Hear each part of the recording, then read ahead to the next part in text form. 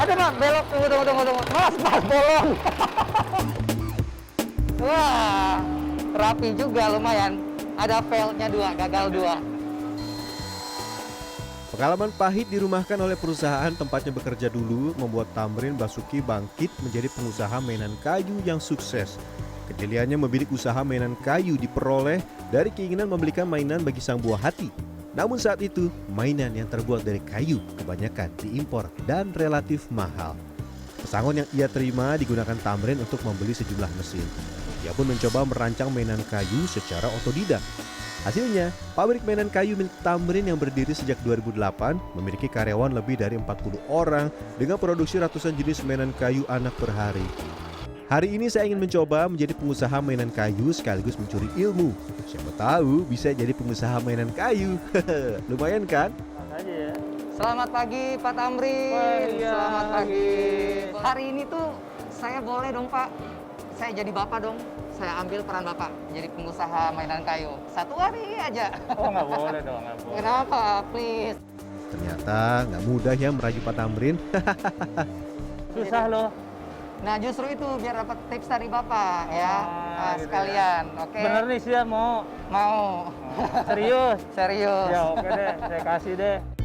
Yes, akhirnya saya diberi kesempatan menjadi bos mainan kayu. Meski cuma sehari, ya tidak masalah lah.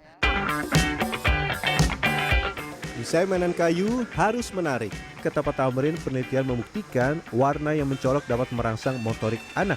Bentuk yang variatif dapat mengedukasi anak mengenal benda di sekitarnya. Mainan kayu juga dapat membangun interaksi sosial serta mendorong anak memecahkan masalah.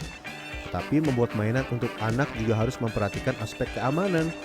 Di sudut ini nih, nah ini nggak boleh tajam. Nggak boleh tajam Iya. karena anak-anak yang mainin ya Pak. Benar. Apa ya? Berarti dia harus yang edukatif itu Iya. harus bisa fungsinya memberikan edukasi Iya. dan juga aman. Aman, yang paling penting. Ya. Nah dengerin tuh Mbak, Ibu, Bapak.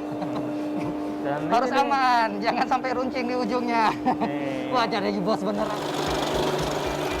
Untuk mendapatkan potongan mainan kayu yang edukatif, tentu desain mainan harus ramah anak. Misalnya bentuk hewan atau bentuk geometris yang melatih motorik serta bentuk benda yang kerap dijumpai sehari-hari. Wah, ini biar enak. Ah. Posisinya dia Ditaruh di sini. Biar nggak Mau goyang-goyang. ngajarin salah malah. Mau jadi bos tapi nggak bisa. Makanya saya belajar sama Pak Tamrin nih. Gini berarti. Bener ya Pak Tamrin? Iya. Ini udah bener. Ini bentuk apa ini Mas? Ini paus. Oh ikan paus. Paus ntar ada rodanya. Nah, jadi nih. Tinggal dipotong berarti ya. Sekilas nih terlihat gampang, tapi jangan coba-coba kalau belum terbiasa. Geser ya Mas. Ada Mas, belok. Mas, bolong. Aduh, ya berhenti. Aduh, tuh. Astaga, tadi saya lihat nih kayaknya gampang banget, tapi ternyata dan ini juga hampir bisa dibilang tiap hari jari-jari bisa kena juga ya Mas ya. Nggak hati-hati, berarti memang perlu tekun, apalagi bikin lingkaran, bikin lurus aja saya nggak bisa. Astaga, susah ternyata.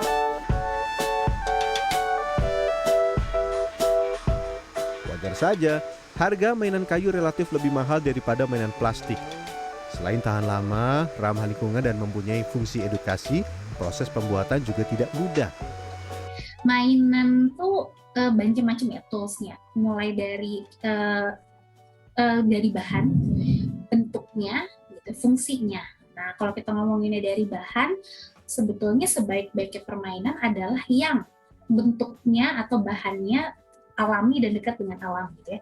Dekat dengan alam. Kenapa? Karena pertama lebih aman, gitu ya, dan lain sebagainya. Kedua, ada beberapa penelitian menunjukkan bahwa ketika bahannya lebih natural, itu akan ada muncul kondisi-kondisi yang memancing anak-anak tuh jauh lebih akan membangun kondisi psikologis tertentu, lebih humanis, atau dia juga lebih down to earth gitu ya. Tamrin yang kini berusia 44 tahun itu jeli. Ia mencoba merakit mesin sendiri untuk mengamplas potongan kayu. Sederhana, namun memudahkan pekerjaan karyawannya. Ini mesin apa ini Pak? Ini lagi ngamplas nih. Oke. Oh, berarti dia ngamplas sendiri dan nggak Ngamplas biasanya nih, iya. Nah, ini bahan. jadinya. Oke. Nah, terus berarti nanti boleh diginin juga? Iya, kita aduk-aduk lagi. Aduk-aduk. Biar hasilnya bagus. Bedanya dengan pakai tangan atau pakai mesin ini apa, Pak? Ya, pertama jadi ini ya menghemat Waktu. waktu. Oke. Jadi kan kalau pakai ini kita masukin, kita tinggal aja udah. Iya, iya. Pengecatan potongan kayu dilakukan secara manual. Warna yang dipilih haruslah warna primer untuk mengenalkan ragam warna bagi anak. Boleh, Mas, kita coba ini bikin catnya dulu. Agar aman digunakan anak, cat tidak boleh berbau. Langsung berubah warna, ya. Bagian dalamnya gimana ini, Mas? Oh, harus ditidurin ya. Kalau ini dibedirin. Potongan mainan kayu yang sudah diwarnai dibiarkan kering dalam beberapa jam, kemudian di-furnish. Tujuannya agar warna tidak berjamur dan tidak lengket saat dimainkan si buah hati. Wah, rapi juga lumayan. Ada fail-nya 2, gagal 2. Berhasil. Potongan mainan kayu yang sudah jadi kemudian masuk tahap finishing dan siap dirakit. Lagi-lagi, karena fungsi edukasi, proses perakitan mainan kayu harus ditata sedemikian rupa. Nah, ini nih barang jadinya. Kalau kita lihat nih kayak alfabet. Ada macam-macam huruf di sini. Nanti ini tinggal bisa dibilang packing ini ya, Pak? Ya. Di packing, kita taruh posisinya, ada boxnya di sini. Wah. Mainan kayu berbentuk huruf ini sengaja ditata acak agar memancing anak-anak bertanya urutan alfabet saat didampingi orang tua. Wah, dipikirkan sampai sedetail itu ya. Ini yang sudah siap dijual ya, Pak ya? Ya. Tara, weh, cakep. Dan siap dipasarkan. Proses pembuatan hingga pengemasan mainan kayu tidak sembarangan. Semua harus standar nasional Indonesia atau SNI dan dipastikan aman digunakan anak-anak. Menjaga kualitas produk mainan kayu agar laris di pasaran jadi tantangan tersendiri bagi Tamrin. Kemampuan negosiasi dan meyakinkan pembeli mutlak diperlukan agar produk dapat berjejer di etalase toko mainan anak. Tidak sekedar omset ratusan juta rupiah per bulan yang membuat Tamrin serius menekuni bisnis ini. Dedikasi dan kecintaannya pada edukasi anak usia dini mendorong untuk berkecimpung di dunia mainan kayu untuk anak. Bisa nih saya simpulkan nih, kalau mau jadi pengusaha mainan kayu, nggak cuman tahu tentang desainnya, nggak cuman tahu gimana cara buatnya. Iya. Ada sebenarnya yang jauh lebih dalam dari Iya. itu ya, Pak. Esensinya Bahwa itu. esensinya dia adalah edukasi.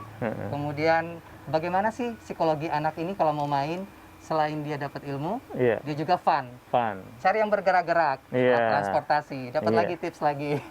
Nah, begitu. Saya besok bisa buka pabrik nih, Pak. Bisa. Tamrin mengaku memanfaatkan jaringan pertemanan untuk dapat menjual mainan kayu. Kepercayaan ia peroleh setelah kualitas produknya lebih baik. Ia pun tidak perlu menjajakan mainan kayu seperti di awal ia memulai usaha dulu. Thank you Pak Tamrin Sama-sama. sudah mengajak saya untuk menjadi bapak satu hari ini. Saya sudah tadi recokin workshop-workshopnya. Saya juga tadi udah marah-marahin Iya. petugas-petugas dan karyawannya. Nggak apa-apa. Baik Bapak, sukses selalu. Kita berharap ini bisa memang menjadi edukasi buat anak-anak. Ada Pak, belok. Banyak pelajaran menjadi pengusaha mainan kayu yang saya peroleh hari ini. Ketekunan, kegigihan, dan kecintaan dalam menjalani usaha jadi kunci kesuksesan Tamrin membangun bisnis mainan kayu. Roni Satria, Dwi Prasetyo, Tangerang, Banten.